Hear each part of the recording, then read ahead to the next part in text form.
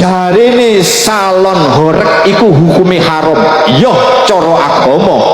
Tapi cara negara ora apa-apa. Ora masalah. Assalamualaikum warahmatullahi wabarakatuh. Alhamdulillah wassalatu wassalamu ala rasulillah wa ala alihi wa sahbihi wa man walah amma ba'du. Hari-hari ini menggetarkan Nusantara ini, khususnya di Indonesia, terkait dengan fatwa keharaman son horeg. Akan tetapi kita itu tidak harus memberikan komentar tanpa menganalisa apa yang telah disampaikan dalam forum yang dibentuk di Pondok Pesantren Besuk. Persoalan ini juga ternyata ada tanggapan dari PWI-LS yang disampaikan oleh ketua PWI-LS Jawa Timur. Jarine salon horeg iku hukume haram. Yo cara agama. Tapi cara negara ora apa-apa. Ora masalah. Bahwa keharaman son horeg itu diharamkan oleh agama dan tidak diharamkan oleh pemerintah. Dalam persoalan ini perlu diketahui oleh kita semua bahwa dalam persoalan son horeg ini memang sudah haram menurut agama, dan nanti saya akan jelaskan di akhir video bagaimana konsep awal dan konsep dasar agar bisa kita tahu dan kemudian kita bandingkan dengan PWLS. Dan kemudian pemerintah tidak mengharamkan. Pemerintah tidak mengharamkan itu memang berawal sebelum ada fatwa. Tetapi sesuai yang disampaikan oleh Pak Emil Dardak kemarin itu akan ada penanganan untuk penstabilan dalam persoalan son horeg ini. Jadi kita itu bernarasi jangan asal-asalan, dan kemudian bernarasi itu tidak perlu untuk ngegas diri tanpa mengetahui fakta bagaimana konsep hukum yang disampaikan oleh para ulama, dan apalagi ini disetujui oleh MUI dan kemudian NU Jawa Timur, dan orang-orang yang memberikan fatwa ini bukan orang-orang yang tidak paham ilmu, tapi sudah paham ilmu. Tapi kadangkala ketika dinarasikan di panggung oleh para ulama yang penceramah, kadangkala tidak mengetahui faktanya bagaimana, apa yang menjadi alasan dari persoalan keharaman tersebut, dan bagaimana untuk memberikan payung hukum dalam persoalan itu. Ini yang seringkali menjadi kritis dari para ulama yang sering ceramah, yang tidak mengetahui dengan persoalan yang sebenarnya. Coba kita simak kesimpulan dari fatwa son horeg itu, dan ini juga dipublik oleh NU Jatim. Jadi kalau memang benar-benar kita merasakan dan kemudian mengamati persoalan ini, maka tidak akan ada persoalan-persoalan yang menjangkal. Cuman kita bagaimana untuk menangani hal itu merupakan kebijakan pemerintah. Kita perhatikan dari keputusan NU. Coba diperhatikan di NU Jatim. Ini mengulas tentang persoalan son horeg, yaitu redaksinya dan kemudian apa yang menjadi problem alasan ada fatwa keharaman tentang son horeg. Son horeg diharamkan, ini penjelasannya di publik Selasa 1 Juli 2025. Di berbagai daerah son horeg seolah sudah menjadi tradisi wajib dalam setiap perayaan. Apalagi saat karnaval bulan kemerdekaan Indonesia, hampir setiap hari karnaval disertai son horeg sebagai musik pengiringnya.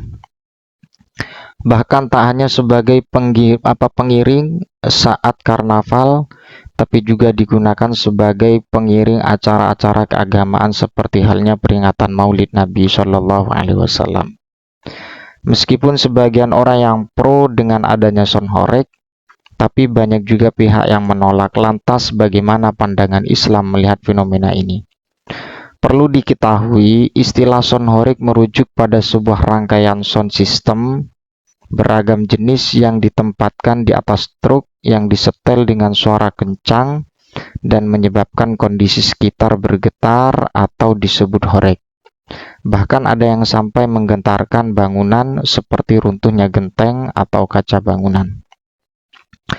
Tidak hanya itu, karnaval yang melibatkan sonhoreg biasanya diikuti oleh orang-orang yang berjoget-joget, baik laki-laki maupun perempuan, dan terjadinya percampuran ikhtilat antara lawan jenis yang tidak dapat diindahkan. Jadi itulah ketika berbicara sonhoreg. Melihat hal ini, jadi kita jangan asal kritik, tapi kita tahu bagi apa sih sonhoreg itu, dan kemudian faktanya bagaimana, dan kemudian apa yang menjadi amrun kharij, dan kemudian juga mulazim ya, yang dianggap mulazim keharaman dengan fatwa itu sendiri.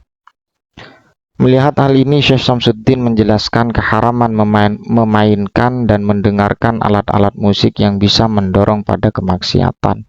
Wa yahrumu isti'malu alatin min syi'ari syarabati bidhammi awalihi syurabah ya, wa'udin ya, warababin ila akhirihi wastima'uha. Ini kan persoalan istimal dan kemudian istima, menggunakan dan kemudian mendengarkan, sama-sama haram. Li'anna lazzata al-hasilata minha tad'u ila fasadin kasyurbil khamri la siyama man qaruba ahduhu. Lah dari persoalan ini ada alasan yang sangat menarik untuk kita garis bawahi, bahwa hal itu bisa menyebabkan fasad seperti syurbul khamri. Ini sekedar contoh ketika ada unsur ladzah yang dihasilkan dari istima dan kemudian istimal. Ini poin yang pertama redaksinya. Sedangkan terkait acara yang dapat mengganggu ketenangan orang lain, dalam hal ini karnaval dengan iringan sonhoreg, maka hukumnya haram untuk dilakukan serta harus dicegah pelaksanaannya.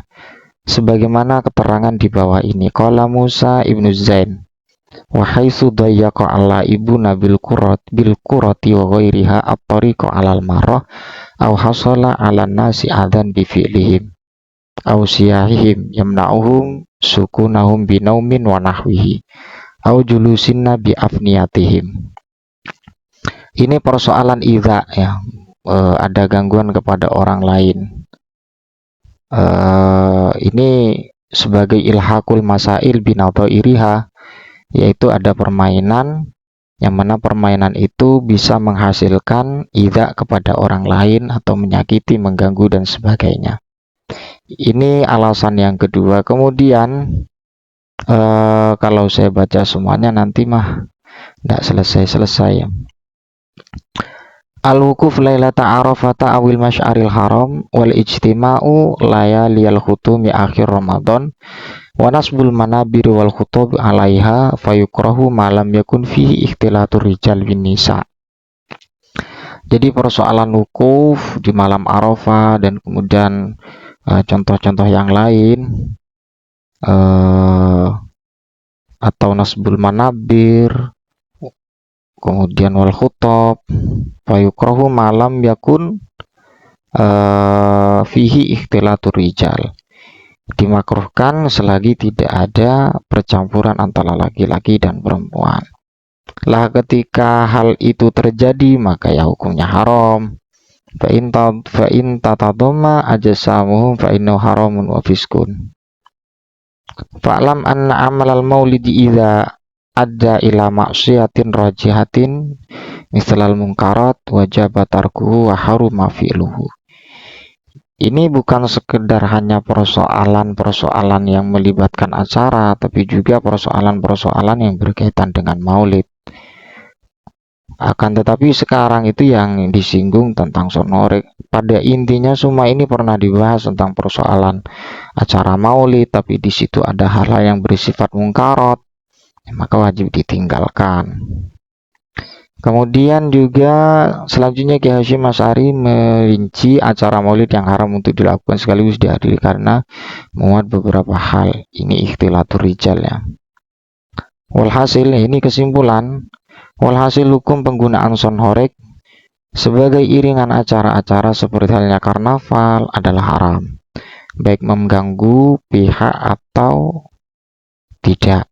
semua ini dengan pertimbangan bahwa penggunaan sound horeg identik dengan syiar fusak, kerusakan, dapat menarik orang untuk berjoget yang diharamkan. Ini fakta. Sound horeg bercampurnya laki-laki dan perempuan dan bisa menjadi potensi maksiat yang lain. Allah alam bisawab, mudah-mudahan bermanfaat. Ini sebagai penjelasan yang diupdate atau dipublik di NU Jatim. Assalamualaikum warahmatullahi wabarakatuh.